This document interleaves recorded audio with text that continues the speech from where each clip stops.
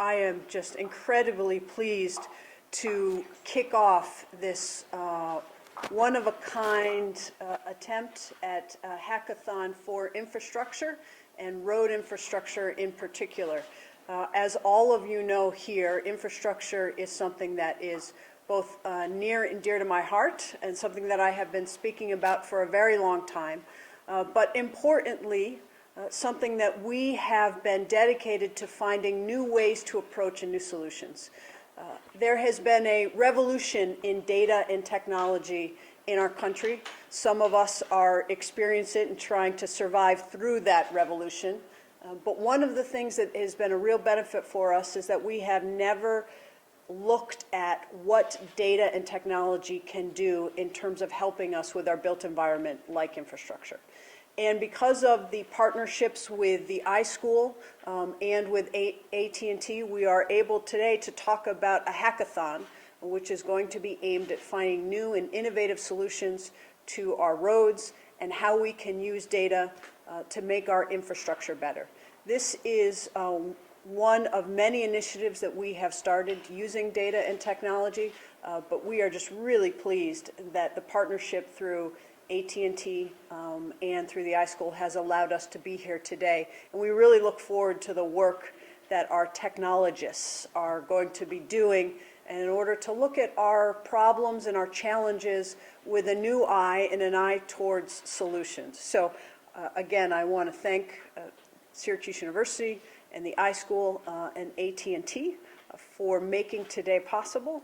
And with that, I would like to introduce Dean Liddy from the iSchool to talk about this from her perspective as the dean. Good. Thank you very much. Thank you, appreciate it. And I'm very, very proud that the iSchool is partnering with the City of Syracuse and with AT&T by lending our expertise to the Civic Data Hackathon. As you know, the iSchool faculty and students are deeply, deeply engaged in big data. We have courses in it, degrees in it. They use it to address a wide range of issues, both within their individual courses and then internships. Good number of them work in industry, and I don't know yet in government, to share their expertise to help those organizations solve their problems. And they love hackathons. I love hackathons. I go to the main one downtown most years. I really enjoy it. Sometimes I get to be a judge. But they're going to be sharing with the participants their experiences as the teams explore and work with the city data sets, which for many of them will be quite new. It's new data they'll be able to explore. And the goal, of course, is to generate some solutions for the problems that the city is trying to address. And not just Syracuse, but all cities. It would be wonderful to have this be an exemplar of what it is that all cities can do with their data.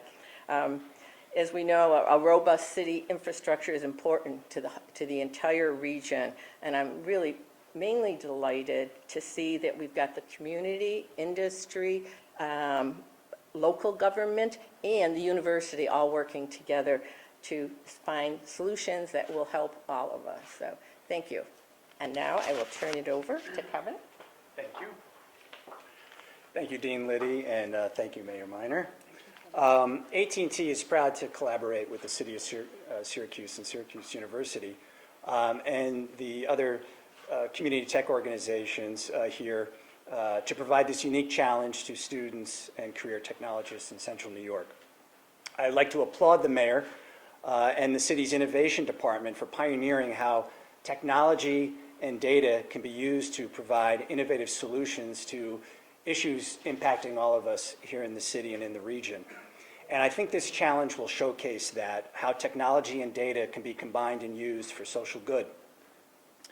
So AT&T's support of the Syracuse Roads Challenge really aligns with our tradition, AT&T's tradition, of reaching beyond current solutions to invent disruptive technologies to drive future innovation for the challenges of today and tomorrow.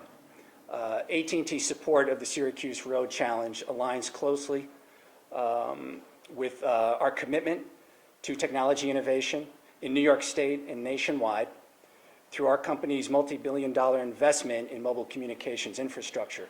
And we are dedicated to fostering local innovation by providing opportunities for data scientists, for coders, to developers to create these technologies so that they can have a positive impact on the community here and strengthen the local innovation ecosystem. You know, support for this innovation challenge is the latest in an ongoing commitment we have here in Central New York. And over the last few years, I personally, as well as my colleagues, have had the privilege of partnering with tech organizations throughout Central New York, ranging from the AT&T Central New York Civic App Challenge that we did a couple of years ago, to powering the Syracuse Tech Meetup events, to working with not-for-profits to provide coding education for Central New York children this past summer, and supporting the region's first STEM education camp for high school girls. AT&T views data as an agent for social good, and AT&T's research departments are at the tip of the spear in creating advancements in data analytics. Our rich heritage of innovation includes 8 Nobel Prizes, thousands of patents, and stems from a strong culture that encourages openness, creativity, teamwork, collaboration across and within AT&T, as well as in the communities that we serve. And one example of this that I've had personal involvement is we have a program, a distracted driver program called It Can Wait. And as part of that program, AT&T data scientists worked with big data that we have to understand the impact of how driver education and legislation combined to reduce dangerous driving behavior. And what that study showed, what our data scientists learned for the first time, was that in using innovative algorithms and analysis with this big data, they are able to estimate the rates of texting while driving throughout the United States. And the study showed that states with statewide anti-texting laws do in fact have lower rates of texting while driving at a statistically significant level. That was information that was unknown until that point in time. And that's a good example of how big data can be used. Also, we are helping projects across the country to determine how mobile data can help municipalities and ultimately taxpayers to save potentially billions of dollars across the country using aggregated traffic data from phones and from state and municipalities so that we don't have to use costly in-pavement traffic sensors, for example, to conduct congestion studies. And such data can help with predictive analysis. And the Dean and I were talking about predictive analysis a few minutes ago, and using traffic pattern data to help improve commutes as another example. So, you know, we have been a leader in the development of data insights and providing a better experience to our customers. So it's really how we manage our network and connect millions of devices and to make it a better experience for the smartphone users out there. So we are proud to have released several award-winning data tools into open source to help advance data analytics to the community. And AT&T harnesses the principles of openness and collaboration to accelerate the innovation. I think we have a great example of that here today. And we firmly believe that open source data is a two-way street, so thank you for making that data available, because that was key to this project. Mayor Minor, thank you, really, that was the key, and hopefully we will see some great output. On behalf of our president, our state president, Marissa Shorenstein, who couldn't be here today, and my colleagues that are here also, Ben Roberts, who's hiding in the back, and Amy Kramer as well, we are very excited to see the creativity and ingenuity that comes from the participants, the students, and the professionals. So we look forward to that. And I mentioned Marissa Shorenstein. She will be a judge in the contest as well. So we're looking forward to some great results. Thank you very much. Thank you, Kevin. All right, I'd be happy to open up to any questions that anybody has. Mayor Minor, commutes is not really our problem here. So what problems are you thinking the hackathon could address? You don't have a big commute time like in other cities. Well, but we could have commute time problems. So I think commute times aren't probably something that you may think about, but if there's an accident that ties up 81 or 690 or different neighborhoods, or a water main break, just is an example. Are there ways to get that information to people instantaneously? Are there ways to predict which neighborhoods in central New York or which areas would be most impacted by a tie-up south of Adams Street for 81? Again, I'm making this stuff up because I am no technologist, but I think that's part of what makes this challenge so appealing, is that you're taking people who have fresh eyes and looking at data with a fresh kind of intellectual curiosity and figuring out how it could solve a problem that we currently have, or maybe a problem that we don't think we have that could lead to other development and other exciting new ways to think about our community.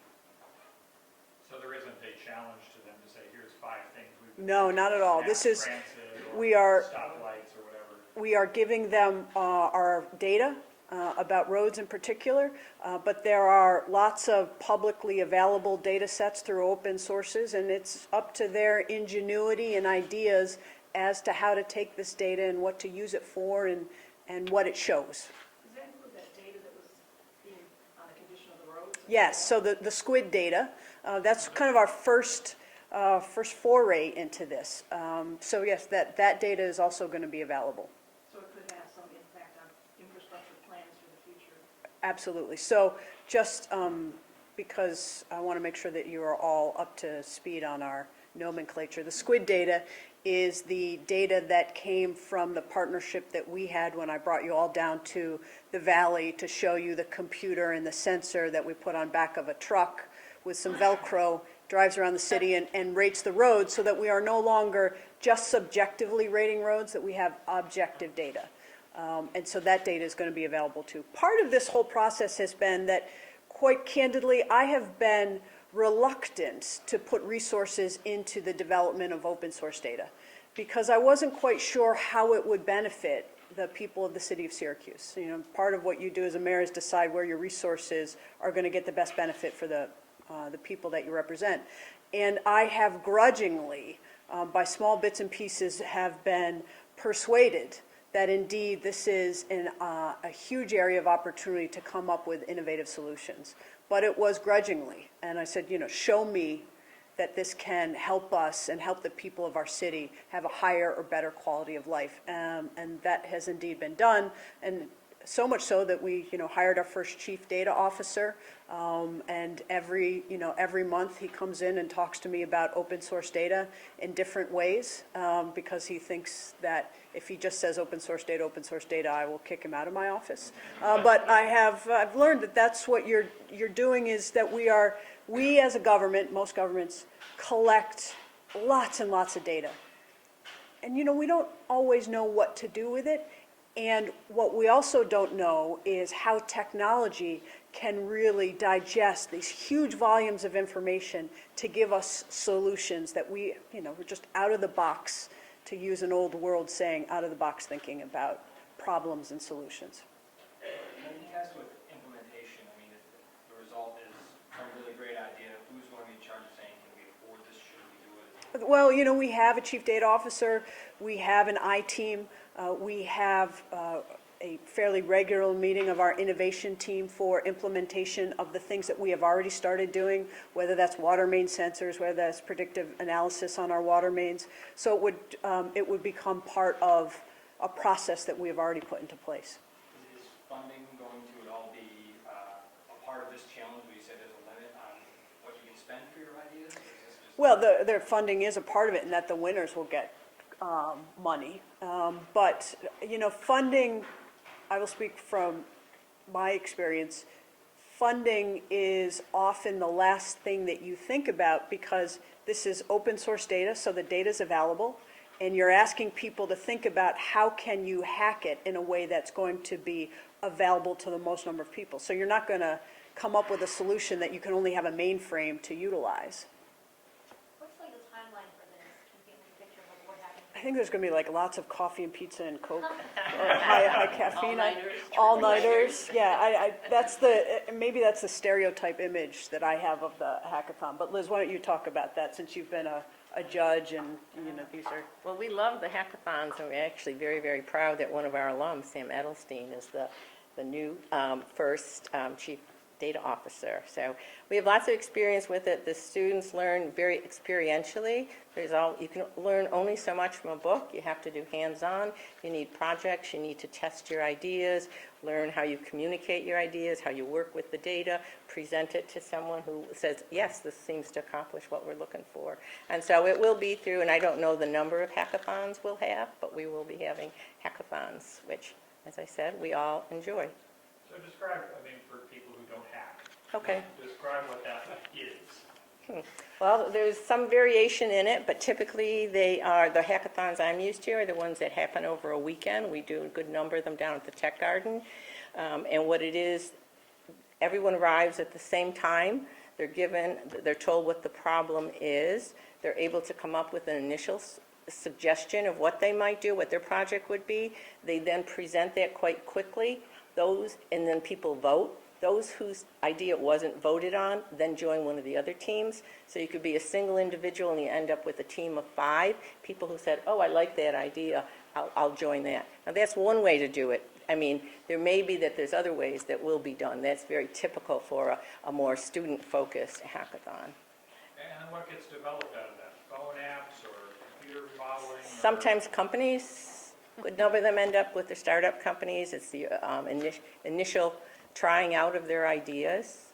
And sometimes it is an app that they can share then with who are the folks in need of it, work with them. So, but there's a range of things. And I think this one might be different because we have more of a particular focus on it, and they have access to some wonderful technology. They've got the data.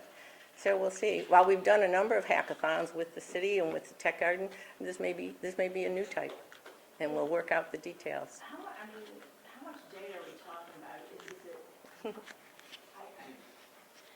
I mean, in layman's terms, is it more data than you No usually such deal thing as with? data in language. I A don't lot. know. How about that? A lot of And data. could you do it without the city being involved? I mean, it's open source stuff, so isn't it available to everybody? So would you need to give them permission? I guess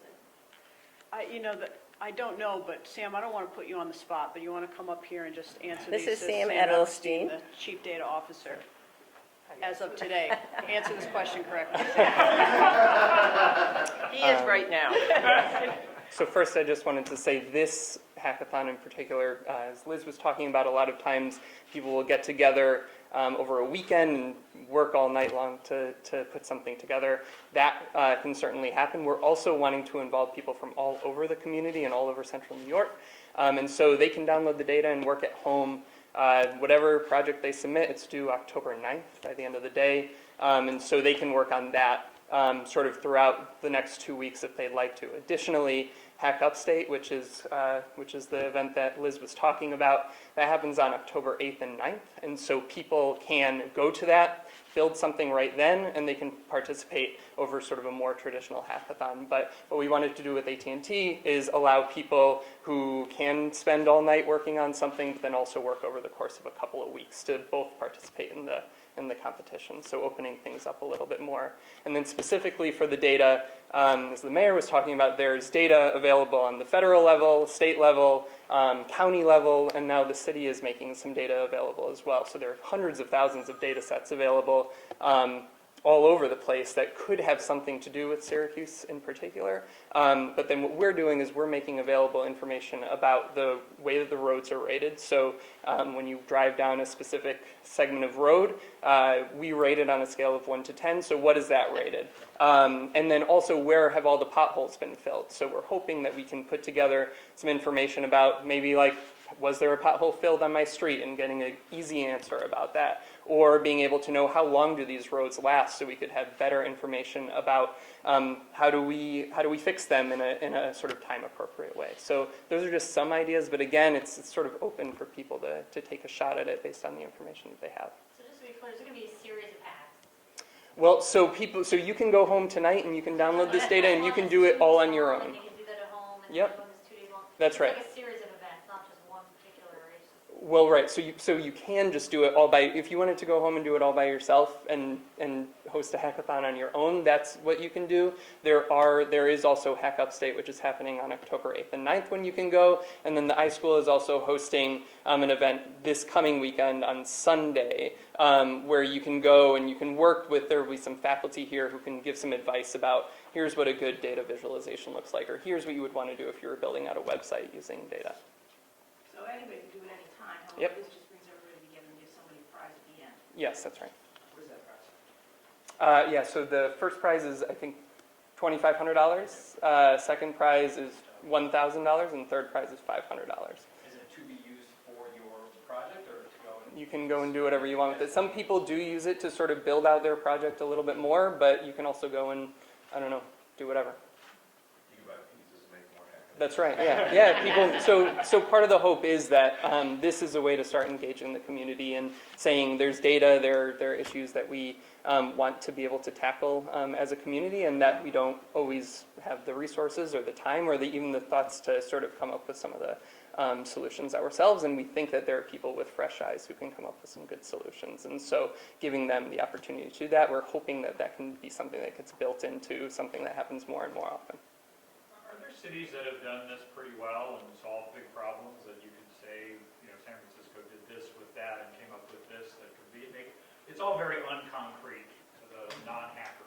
Sure, yeah, so audience of mine. there are a lot of cities that have done some cool things. I know the city of Chicago, they've built, based on open data, they've been able to say you can very easily find out if there's sewage in the Chicago River. So you go onto a website, I think it's called isttheresewageintheriver.com or something like that, and it tells you yes or no based on if there was a big rainstorm. So that's beneficial if you're thinking about what the water quality is. It gives you quick information. Mark Head, who's back there, used to be the chief data officer in the city of Philadelphia, and he was also, sort of built out a good platform for now where the city in Philadelphia does a ton of good work where they meet regularly to use some of the data that's available to build good things. So there are a variety of different big cities that do cool work like this, and we're hoping that we can bring some of that to Syracuse as well. Anybody else? All right, thank you all very much. You did well. Still employed. Thank you, Kevin. Yeah. Good to see you too. Good to see you.